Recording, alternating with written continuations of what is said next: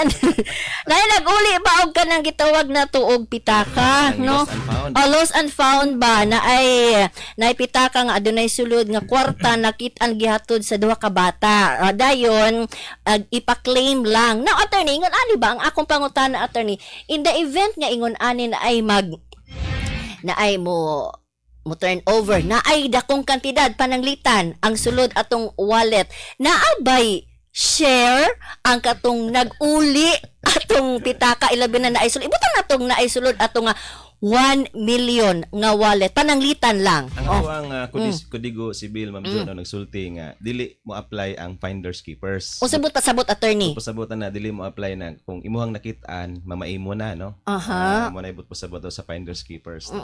Ang atuang Kodigo Sibil specific anang provision sa Article 719 onward 720 pataas. Nagsulti nga kung doon naman gani makit-an nga mga butang gawas lang anang treasure no gawas lang anang bahandi obligado ang Sibisan kinsa makita og mga butang or property nga i-turn over ni siya ngadto sa opisines mayor sa syudad no or sa tuang munisipyo no dayon ang opisines mayor sa syudad obligado siya ilahom sa tuang Kodigo Sibil nga ipahibalo no pinaagi sa publication nga dunay mga butang nga nadawat niya gikan sa mga nakakitaan niya i-publish niya sa newspaper dayon kung dunay mo claim sa maong butang ang ato ang finder ang katong nakakita og ning turnover ani dito sa opisines mayor entitled sa 10% sa kantidad sa butang.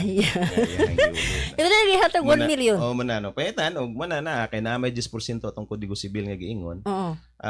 Kung moabot ang tag-iya i-claim niya og napamatud-an nga siya gyud tinuod ang tag-iya, ang tag-iya do na siya obligasyon ilahom sa atong Kodigo Sibil nga mohatag sa 10%.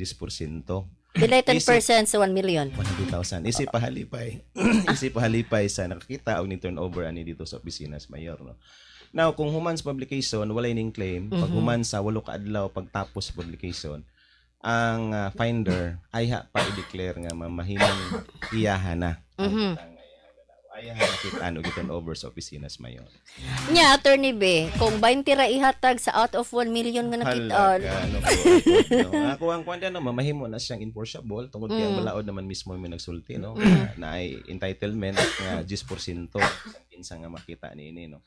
So pwede nimo nga i-insist pinagis pag-file og complaint ba sa korte para nga matuman ang giingon sa balaod nga ang katong nakakita og ning turnover dito sa opisines mayor madawat niya ang share na 10% sa butang nga yang nakita. Uy, kahasol ba ana? Kung palalitan ko gusto 20 pesos rin nakitaan.